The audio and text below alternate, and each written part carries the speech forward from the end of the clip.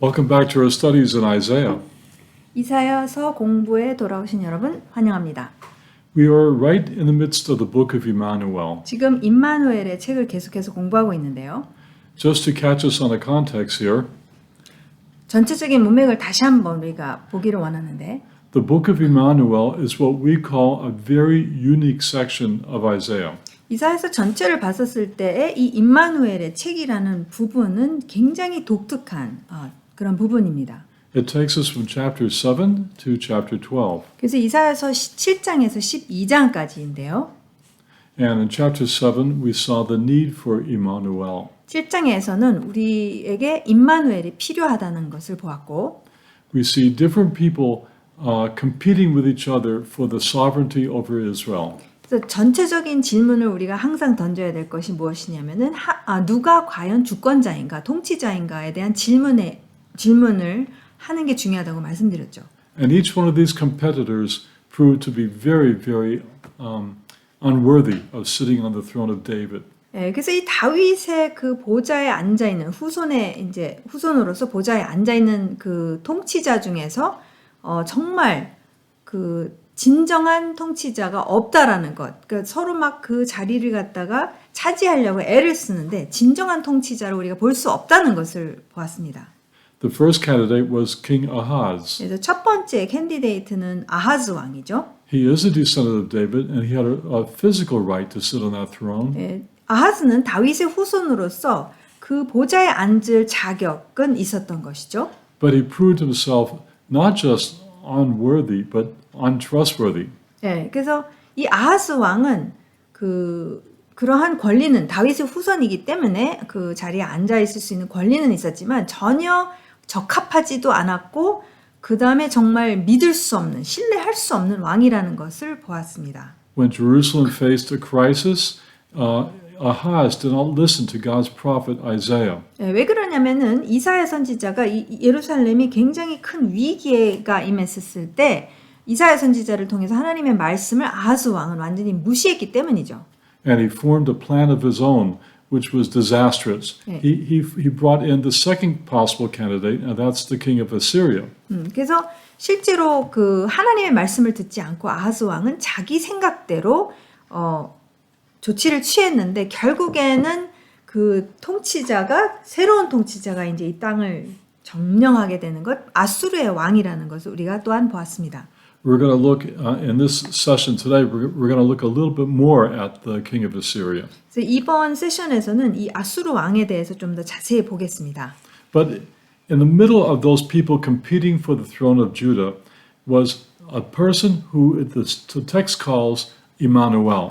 그래서 이러한 이 남유다 왕국의 이 왕의 자리를 계속해서 누가 과연 차지할 것인가, 진정한 통치자가 누구냐 하는 가운데에 이사야 선지서에서는 누가 등장하냐면은 임마누엘이라는 존재가 등장합니다. Israel and Judah needed a godly king. 북이스라엘과 남유다는 정말 하나님의 속성을 닮은 그러한 왕을 필요로 했어요. Emmanuel is going to be that godly king. 네, 그래서 바로 이 임마누엘이 그 왕이 될 것이라는 것을 이사야 선지자가 말하고 있습니다. Chapter 8, we looked at Emmanuel's land. 그다음에 8장을 저희가 보면서 임마누엘의 땅에 대해서 우리가 공부했습니다. At least twice in that chapter, the land of Israel is called the land of Emmanuel. 그래서 8장에서 두 번 어떻게 묘사하고 있느냐면은 이 이스라엘 땅이 약속의 땅이 임마누엘의 땅이라고 이야기하고 있습니다. And we will see that King Ahaz and the king of Assyria are going to turn that land into a disastrous, depressing, and depressing place with no light shining.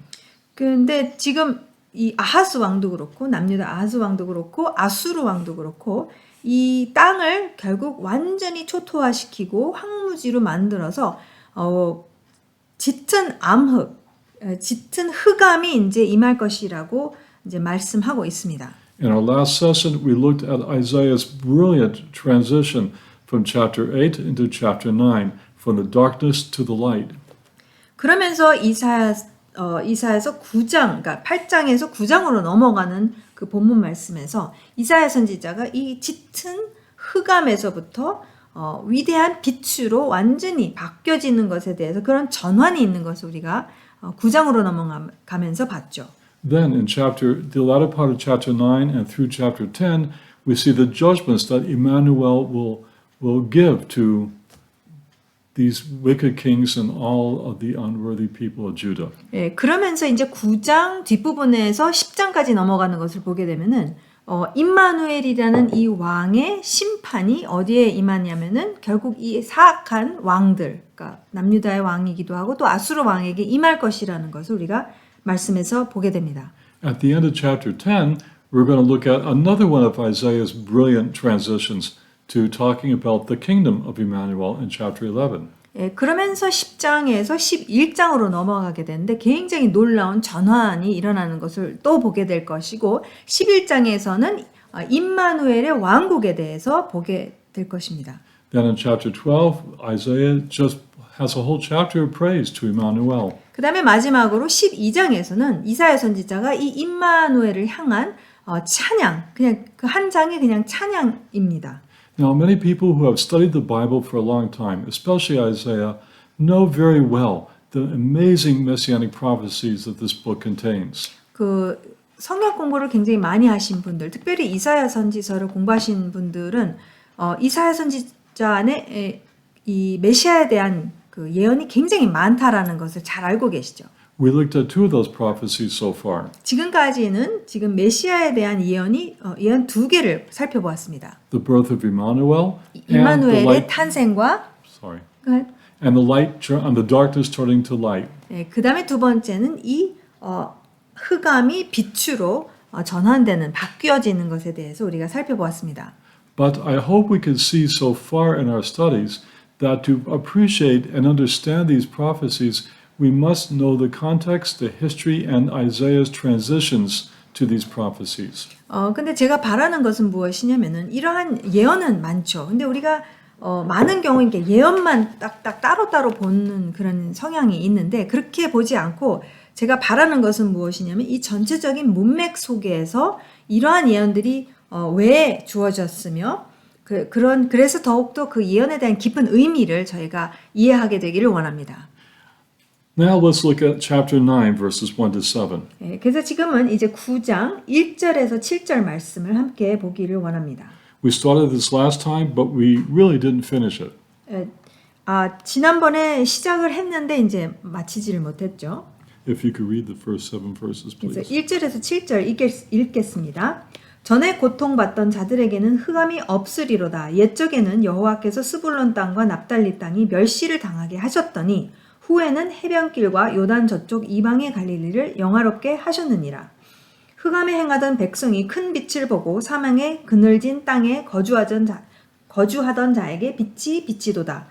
주께서 이 나라를 창성하게 하시며 그 즐거움을 더하게 하셨으므로 추수하는 즐거움과 탈취물을 나눌 때의 즐거움같이 그들이 주 앞에서 즐거워하오니 이는 그들이 무겁게 맨 멍에와 그들의 어깨에 채찍과 그 압제자의 막대기를 꺾으시되 미디안의 날과 같이 하셨음이니이다.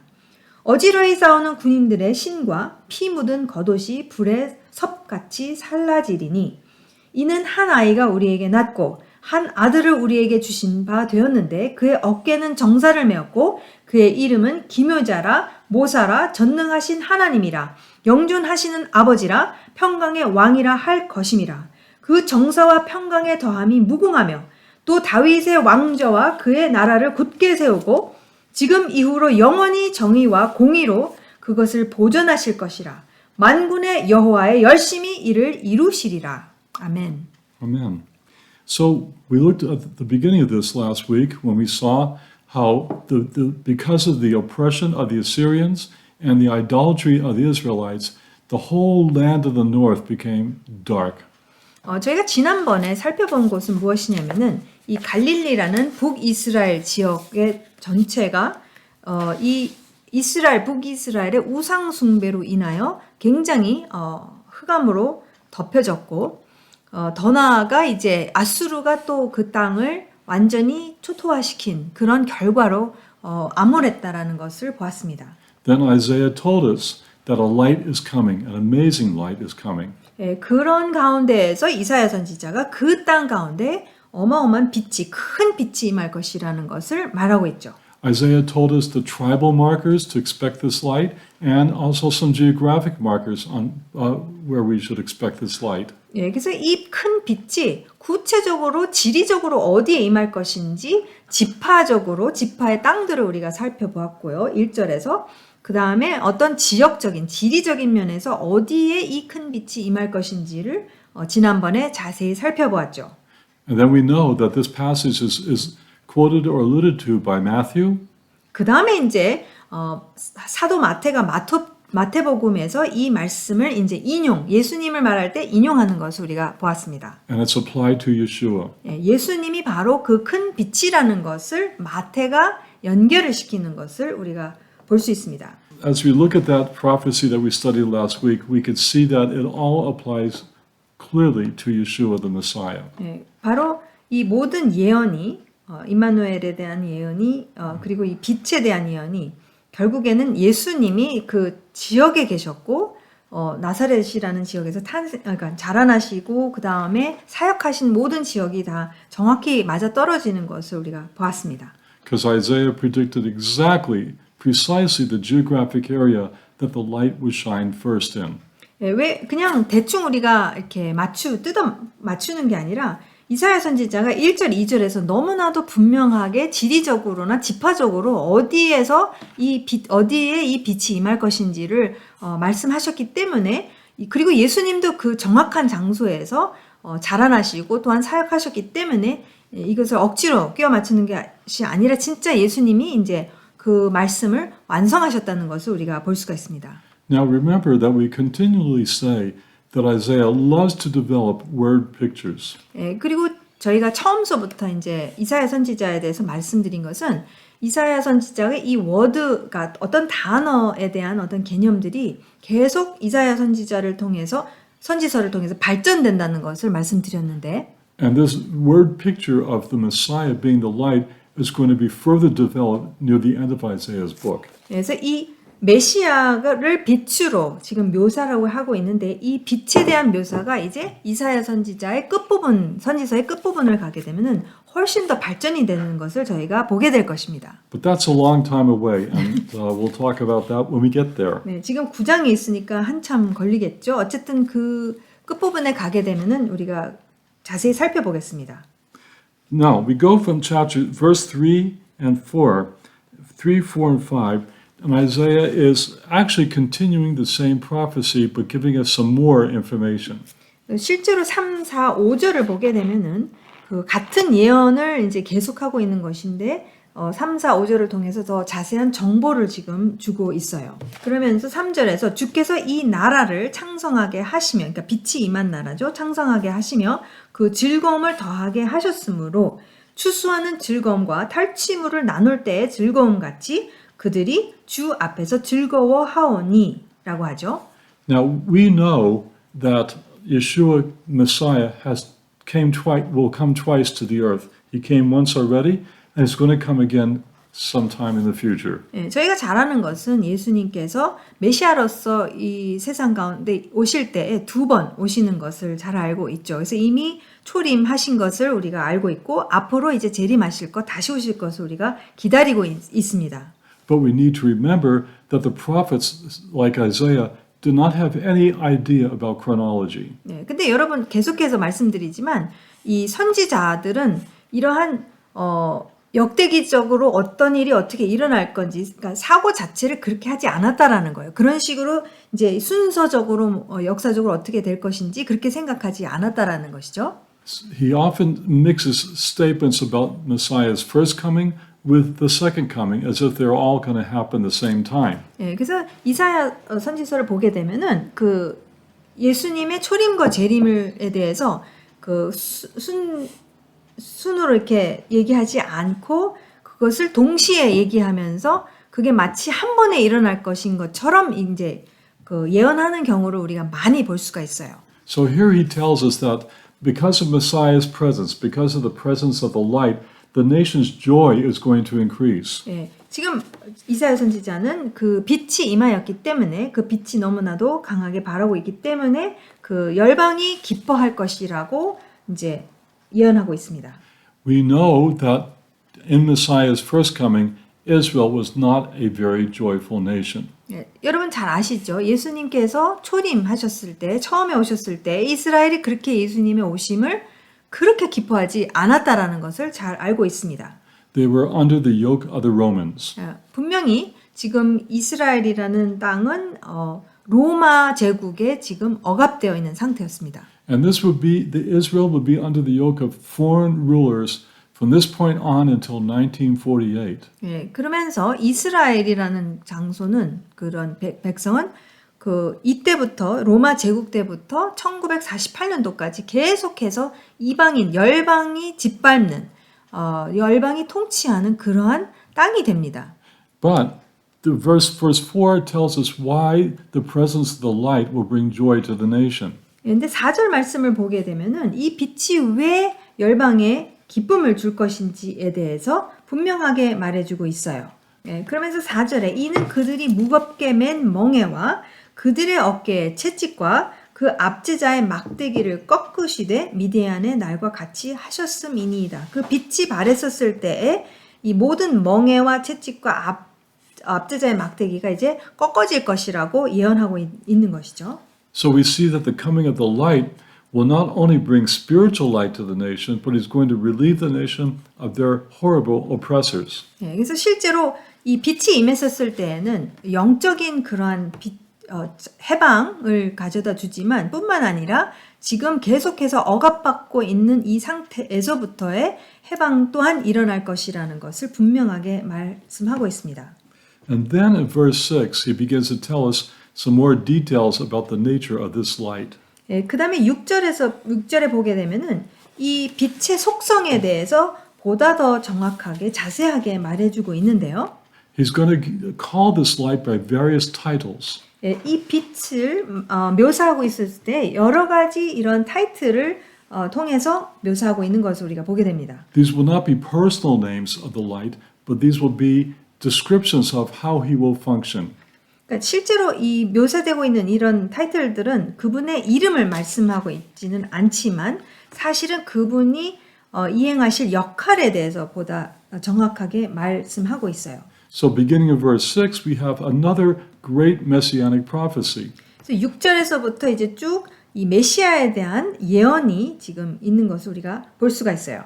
And those of us who love music can hear this sung by different singers throughout history. 네. 실제로 이 6절, 7절 이 말씀을 두고 노래로 한 그 경우가 너무나도 많죠. 아마 그게 다 들리실 거예요. 이 음악을 아시는 분들은. First, I need to say a little bit about the history of the interpretation of this amazing verse. 그래서 제가 이 부분을 자세히 보기 전에 그 이 말씀을 갖다가 해석을 하는 그 역사가 또한 있지 않습니까? 그래서 그 해석의 역사를 한번 먼저 살펴보도록 하겠습니다. We'll start with Judaism. 그래서 유대주의 안에서 이 말씀을 본문 말씀을 어떻게 해석하는지를 한번 볼게요. Across the board, as far as I could tell, almost every Jewish commentator will not see the Messiah. Let me back this up. As far as I could tell, almost every modern Jewish commentator will not see the Messiah in this passage. 한 가지 이 유대주의 안에서는 현대 그 유대주의를 우리가 특별히 살펴봤었을 때에 절대 이 본문 말씀을 두고 메시아라고 보고 있지 않다라는 거예요. 그렇게 해석을 절대 안 하고 있습니다. One popular commentator says that this passage is talking about Hezekiah. 네, 그래서 실제로 굉장히 유명한 한 그 주석가가 있는데 그분은 이 말씀, 본문 말씀이 실제로 누구에 대한 예언이냐면 히스기야 왕에 대한 예언이라고 말하고 있어요. When we look at the details, we will see it's impossible to see Hezekiah as the fulfillment.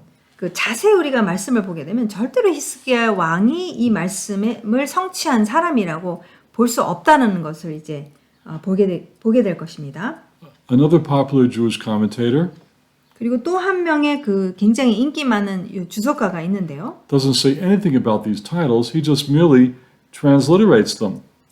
이 존재가 누구인지에 대해서 전혀 해석하지를 않고 그냥 그 이름을 갖다가 나열해 놓고 그냥 말아버립니다. Who is being spoken of in this verse according to this commentator? It's Peleoetz, El Gibor, Aviad, and Sar Shalom.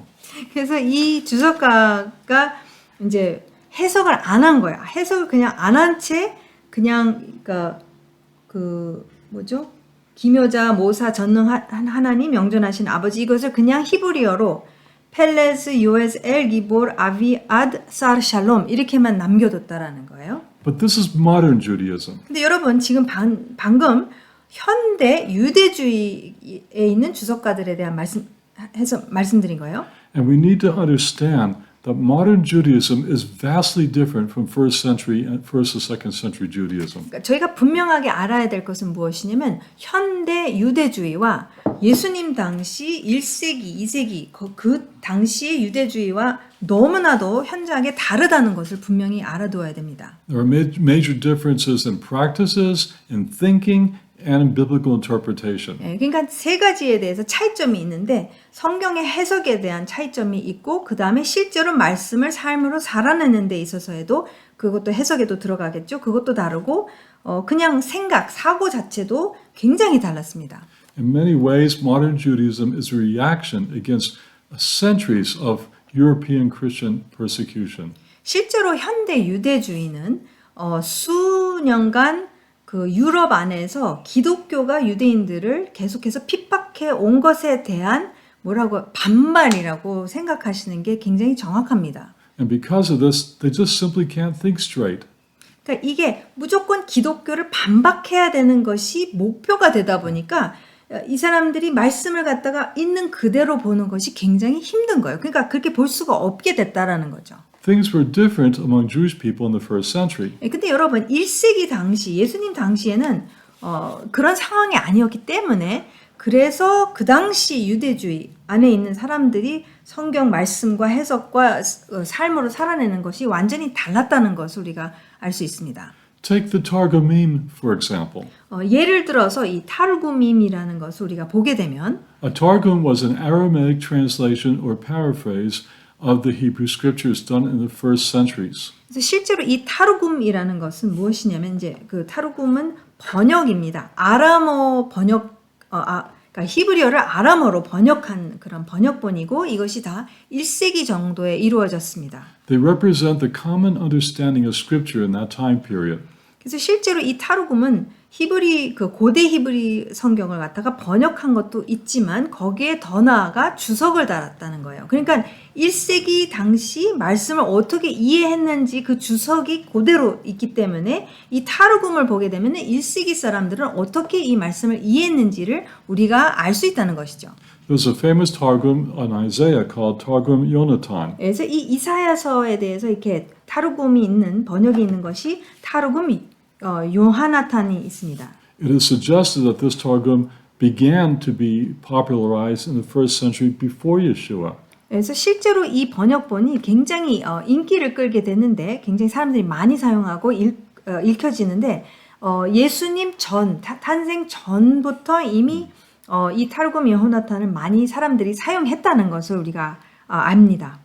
How does this Targum understand this verse?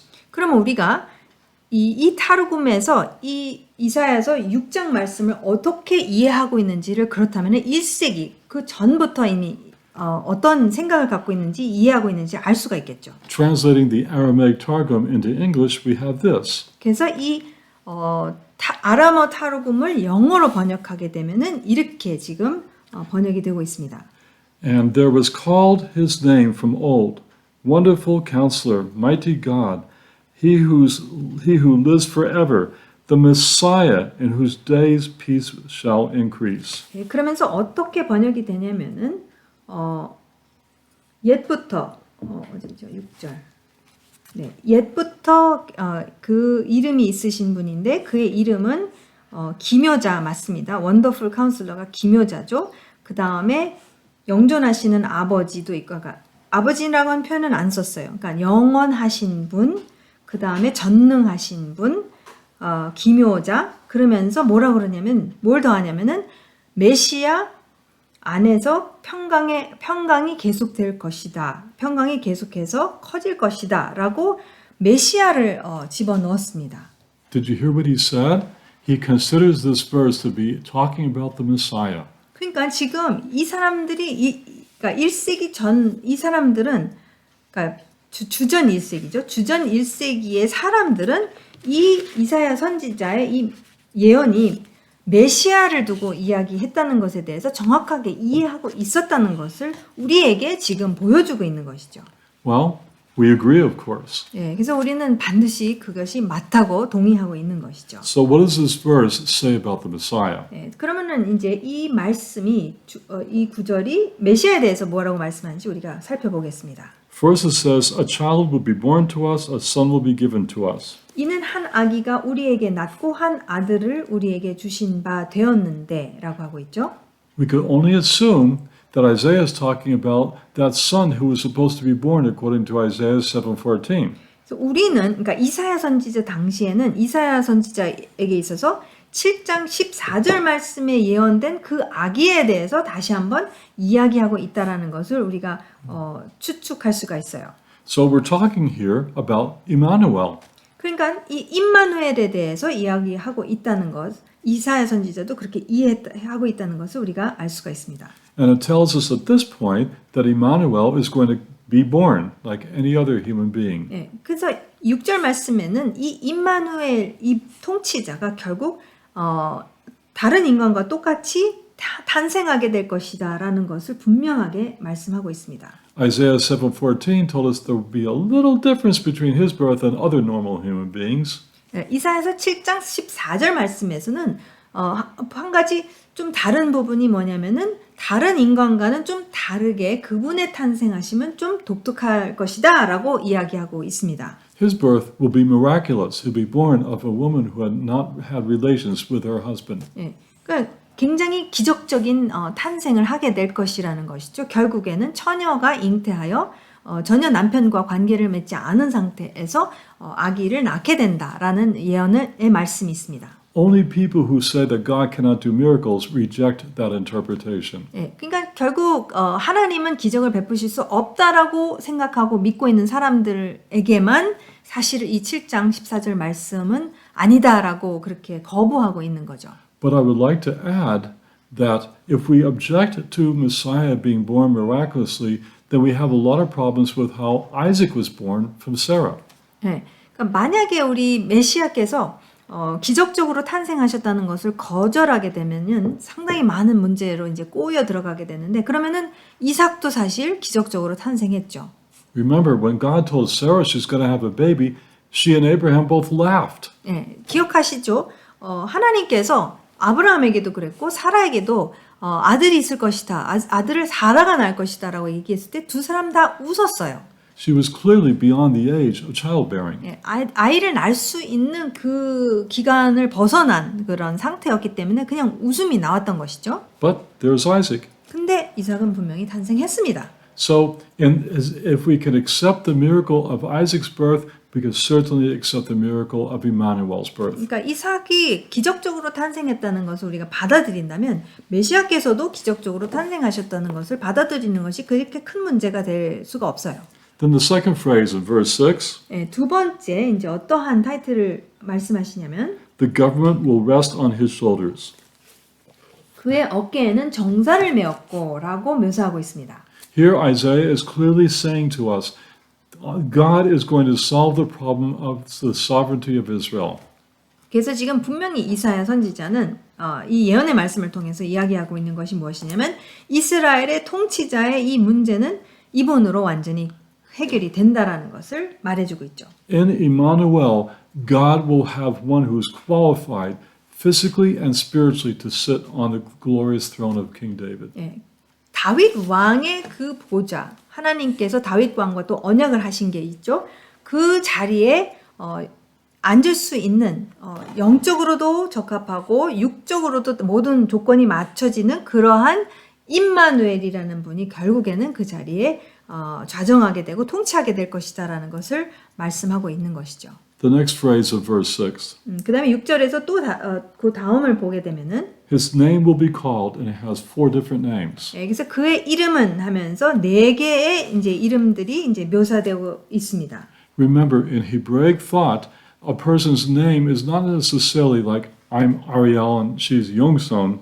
A name is a person's reputation or his qualities, his characteristics. 예, 그래서 실제로 우리가 히브리적 사고 개념 안에서는 그 이름이라는 것이 뭐 나는 이용선입니다, 아리엘입니다라고 그것도 이름이 되지만 더 나아가 그 속성을 성품을 또 말해주고 있는 것을 이름이라고 합니다. So let's look at these 4 different names. 그래서 그 4개의 이름을 우리 같이 살펴보겠습니다. As we do, I would like to suggest that each name will have something to say to Isaiah's generation as well as to future generations. 그래서 이 4개의 이름을 살펴보면서 꼭 기억하셔야 될 것은 무엇이냐면 이사야 선지자 당대의 사람 백성에게 하시는 그 말씀이 있고 그 다음에 이제 미래의 이 예언의 말씀에 똑같다라는 거예요. 메시지가 그 당대도 있고 그 후세대에도 있다라는 것이죠. The first name is Pele Yoetz. 그래서 첫 번째 이름은 펠레, 히브리어로 펠레 요에츠입니다. Yoetz means a counselor. 요에츠는 기묘자, 카운슬러라는 그런 뜻인데요. One who gives wisdom. 그래서 그 무엇이냐면 지혜를 주는 자입니다. The word Pele is a word that speaks about the mysterious and mighty acts of God.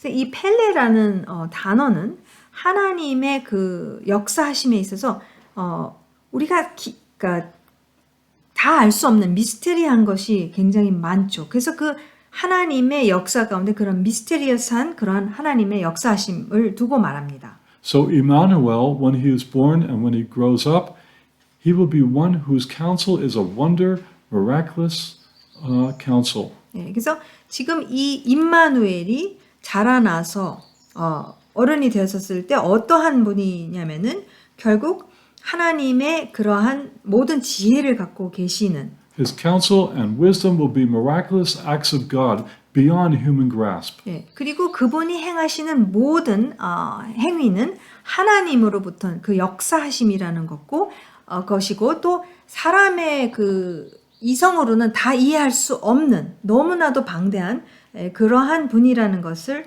지금 말하고 있는 것이죠. That would have given Isaiah's generation amazing hope. 예, 지금 이사야 선지자 당대 백성에게 있어서는 이 말씀이 굉장한 소망을 줬을 것입니다. Because King Ahaz's counsel was the opposite.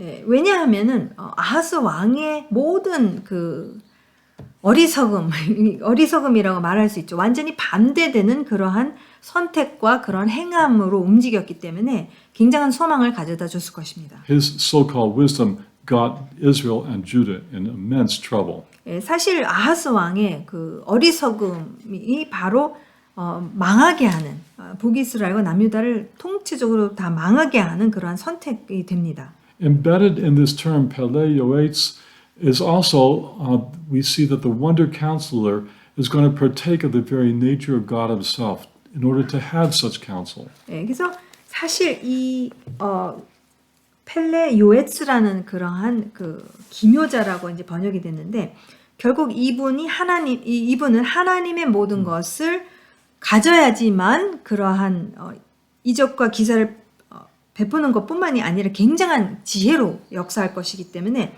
결국 하나님과 같은 그런 속성을 지닌 자라고 이제 우리가 볼 수 있는 것이죠. And also included within this title, Pele Yoetz, is that his counsel also might reflect perfect military strategy. 그래서 이 기묘자라고 했었을 때는 또 무엇이 이제 같이 포함될 수가 있느냐면은 군사적인 그러한 전략가라는 것도 이제 포함됩니다. Okay, let's go to the second name. 그 다음에 두 번째 이름을 우리가 보게 되면 You notice that each of these titles is a combination of 2 Hebrew words. 그래서 이것이 다 두 개의 히브리어 단어를 이제 합쳐서 하는 그런 이름들이 나오고 있습니다. 그러니까 기묘자, 모사가 있고요. 기묘자, 모사가 같은 것인 것 같아요. So the first was Wonder Counselor, Pele 그래서, Yoetz. 네, 그래서 펠레 요에츠, 기묘자, 모사가 같이 나왔고요. The second one, 두 번째 이름은 Mighty God, 전능하신 하나님이라. El Gibor. 엘 기부올입니다. 히브리어로는. This that's pretty clear Hebrew actually. 굉장히 히브리어로는 정확한 것이 우리가 뭐 아리까리한 게 없고요. El is a shortened form for Elohim. 엘은 엘로힘의 이제 준 약자고요. And I think Isaiah is mocking the Canaanite gods a little bit with this title. 그래서 실제로 이사야 선지자가 가나안의 그러한 우상들을 좀 무시하는 그러한 Because El was also the Canaanite name for their chief god. 왜냐하면은 그러니까 무시하고 이제 깔보는 건데 왜냐하면은 이 엘이라는 그 가나안 신이 엘이 있었습니다. But everybody knows that their gods are just either figments of their imagination or demons. 예. 근데 다 알았던 것은 무엇이냐면은 이 가나안의 신, 그러니까 사실은 우두머리 신이에요. 이 엘이 그냥 뭐 상상해낸 것 그리고 별 볼 일 없는 존재라는 것, 그 사실을 다 알고 있었습니다.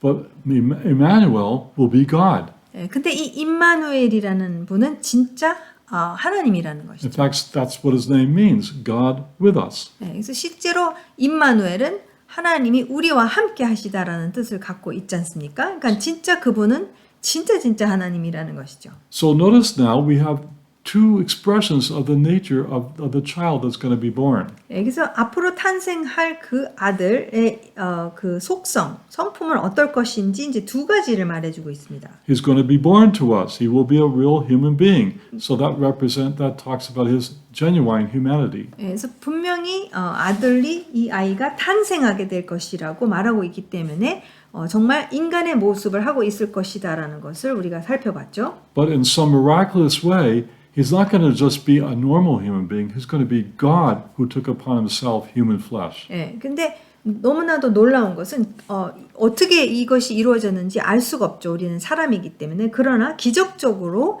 이 사람으로 탄생하신 이 분이 임마누엘이라는 이분은 정말 하나님의 모든 속성을 지니고 있는 분이시라는 것을 이제 분명하게 말씀하고 있습니다. But not only will he be El, but he will be El Gibor. 그냥 엘로힘 엘뿐만이 아니라 이분은 엘 기보르가 될 것이라고 말하고 있죠. A Gibor is a war hero.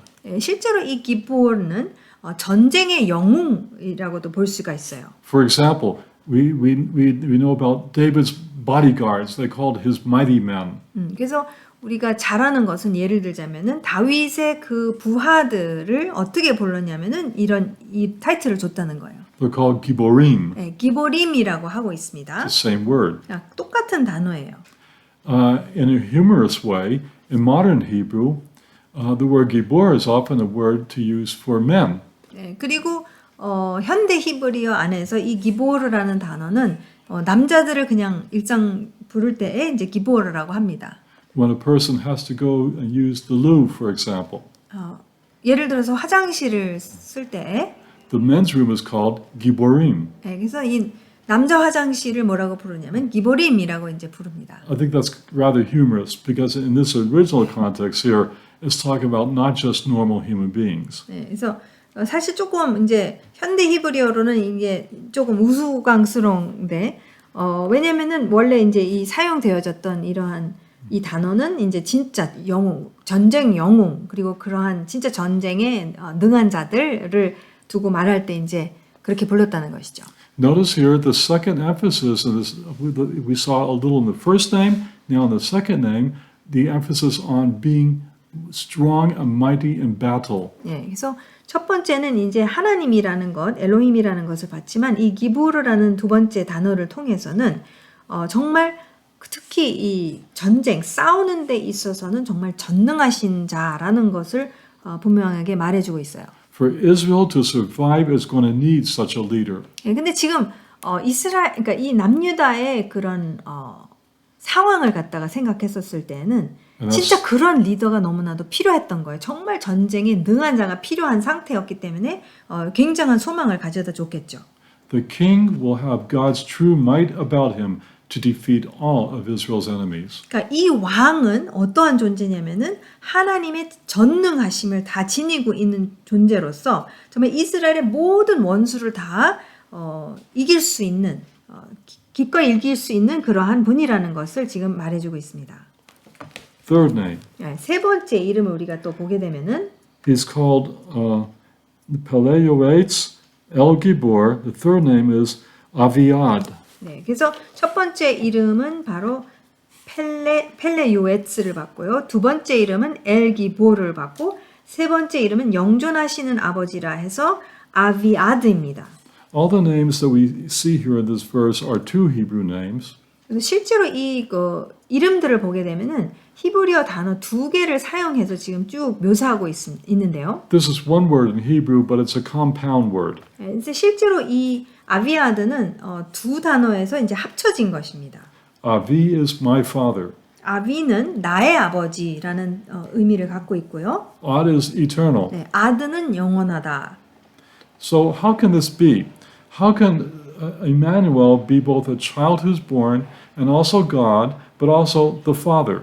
그러면 이제 저희가 질문을 해야겠죠. 아니 분명히 지금 탄생하는 아기는 아들이라고 불려지고 있는데 그리고 사람인데 어떻게 해서 이 존재가 또한 영존하시는 아버지라고 할 수가 있느냐는 거죠.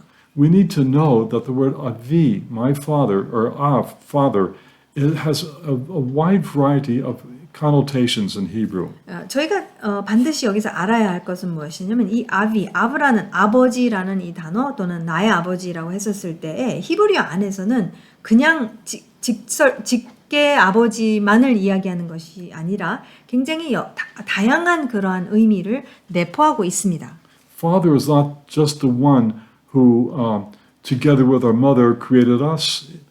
그러니까 아버지라고 했었을 때는 어머니와 함께 하셔서 결국 내가 탄생한 그러한 이제 나의 아버지라고 그렇게 볼 수 있지만 더 나아가 Sometimes grandfathers, great-grandfathers, and even go back 2,000 years to Abraham. He's called our father. 네.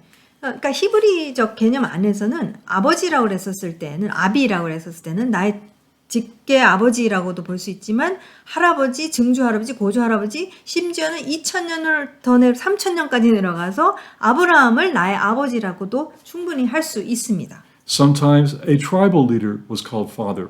Sometimes a teacher is called a father.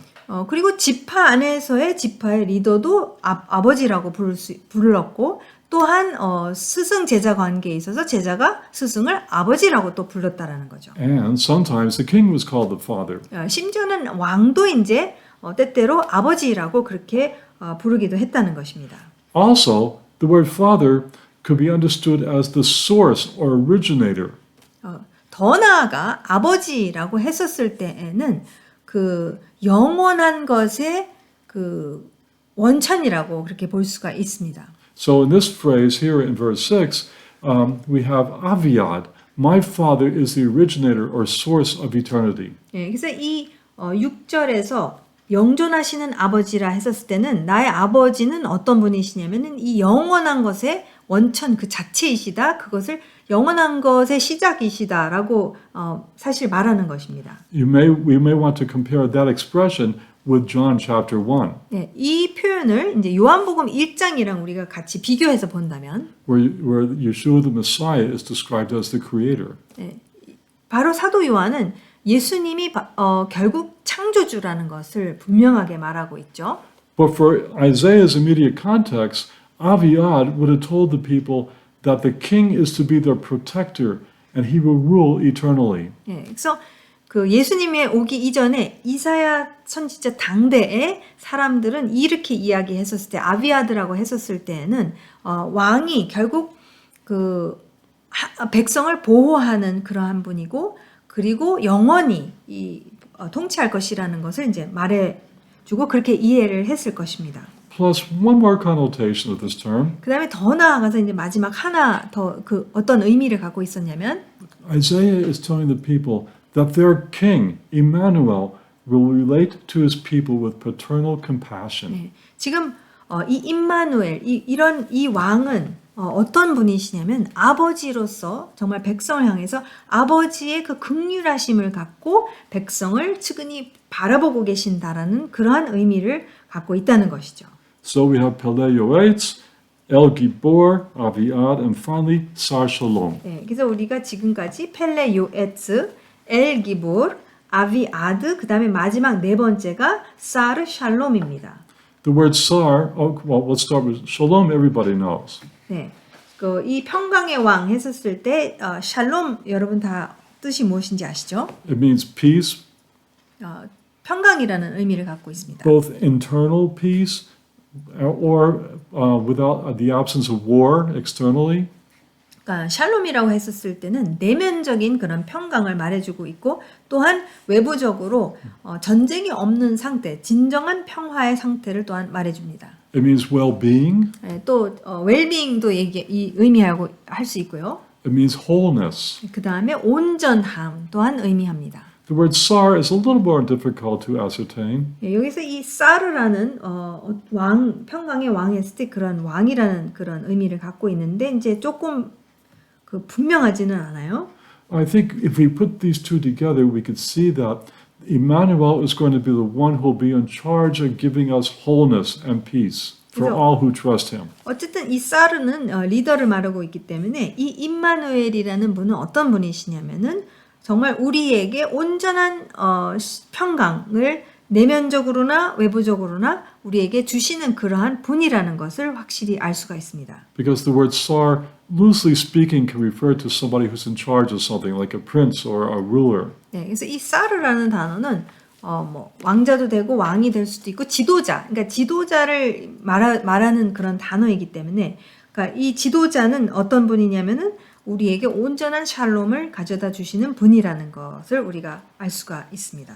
Now, Emmanuel, because he's going to function in all these ways that verse 6 describes, look what will happen in verse 7. 지금 이 임마누엘이라는 분은 지금 우리가 살펴본 네 개 이름의 그런 진짜 그 역할을 분명하게 이행하실 가져다 줄 분이시기 때문에 결과적으로 이제 7절이 어떻게 될 것이냐 말해주고 있습니다. There will be no end to the increase of his government or of peace. 그 정서와 평강의 더함이 무궁하며라고 말해주고 있죠. So Emmanuel's government will increase and it will last forever. 그러니까 이 임마누엘의 통치는 영원할 것이라는 것을 말씀합니다. Then the next phrase, 그 다음 또 뭐라고 그러죠? on the throne of David and over his kingdom, to establish it and uphold it with justice and righteousness. 또 다윗의 왕좌와 그의 나라를 굳게 세우고 지금 이후로 영원히 정의와 공의로 그것을 보존하실 것이라라고 하죠. Here, Isaiah is coming out with it really plainly and clearly. Emmanuel is that rightful king, qualified to sit on the throne of David. 그러니까 결국 이 이사야 선지자를 읽으면서 갖고 있는 질문이 누가 진정한 통치자, 주권자냐라는 이 질문에 이사야 선지자는 이 7절을 통해서 분명하게 못을 받고 있습니다. 임마누엘이 바로 이 영원히 정의와 공의로 이 보좌에서 다스리시는 분이시라는 것을 말하고 있죠. Every single king that represented God sitting on the throne had problems. 여러분, 인간의 왕, 그 다윗의 그 가문 안에서의 그 모든 인간적 왕은 다 선한 왕도 있었지만 그래도 문제가 다 있었습니다. There are three real outstanding kings that are descendants that are David and his descendants. 네, 지금 다윗의 후손 중에서 정말 세 명의 위대하고 탁월한 하나님을 정말 경외한 왕들이 있었는데요. King David himself was not a perfect man. He sinned. 자, 다윗 자체도 완벽하지 못했죠. 완전하지 못했죠. 분명히 굉장히 중대한 죄를 범했습니다. In Isaiah's day, we all know about King Ahaz right now, but his son is King Hezekiah. 네, 그리고 또 두 번째 정말 정의로운 왕이 바로 이 아하스 왕은 정말 엉망사악한 왕이었는데 그의 아들이 히스기야가 굉장히 선한 왕이라고 말씀해주고 있습니다. And he was great. That's why some rabbis thought that he was the Messiah. 네, 너무나도 탁월한 지도자였기 때문에 히스기야 왕이 그래서 이제 어떤 랍비들은 이 예언이 히스기야에 대한 것이다라고 이제 그렇게까지 얘기했다는 것을 우리가 볼 수 있어요. But when we get to Isaiah chapter 39, Isaiah will show to us that even Hezekiah did things to get Israel in trouble. 근데 여러분 우리가 이사야 39장에 도달하게 되면 히스기야 왕조차도 말기에 이제 참 연약했다라는 것, 그래서 죄를 범하는 모습을 이제 분명하게 말해주고 있어요. And then I think it was Hezekiah's grandson, Josiah. 네, 그리고 히스기야의 손주로 기억하는데요. 요시야 왕이 또한 이제 그런 선한 왕으로 말씀하고 있죠. He was also a great king, 예, 굉장히 위대한 그러한 왕이었습니다. but he made mistakes. One mistake cost him his life. 예, 근데 요시야 왕조차도 실수를 했고 그 실수로 인하여 사실은 요시야 왕이 죽게 되죠. Isaiah is telling us, look to Emmanuel, Israel. He is your rightful king. 그래서 이사야 선지자는 그 어느 인간의 왕은 완벽하지 완전하지 못하기 때문에 누구를 우리가 바라봐야 되느냐? 정말 영원히 통치하실 그 통치자는 누구냐? 바로 임마누엘이라고 지금 말하고 있는 것입니다. Because he will establish his kingdom with justice and righteousness forever. 예, 왜냐하면은 그의 나라를 굳게 세우실 분이시고 지금 이후로 영원히 정의와 공의로 당신의 나라를 다스리고 또 보존하실 것이기 때문인 것이죠. The zeal of the Lord of hosts will establish this, 네, 근데 Isaiah says. 이사야 선지자가 이것을 완전히 못을 박는 게 어떻게 말합니까? 만군의 여호와의 열심히 이를 이루시리라라고 분명하게 말하고 있습니다. So Emmanuel is going to triumph because God will make it so. 네, 임마누엘은 반드시 승리하실 것입니다. 왜냐하면 하나님의 열심히 이것을 이루실 것이기 때문입니다. So as the prophet is preaching this message, the implied message to Ahaz and the house of David is trust in Emmanuel, don't trust in Ahaz. 예, 그래서 실제로 지금 이사야 선지자가 이것을 설교하고 있는 것이죠. 설교를 하면서 어떠한 메시지냐면은 지금 아하스 왕이든 아수르든 누구든 신뢰할 수 없다. 결국 누구를 우리가 의지해야 되느냐면 임마누엘, 그 영원하신 그분을 우리가 의지해야 된다라고 이사야 선지자가 말하고 있습니다.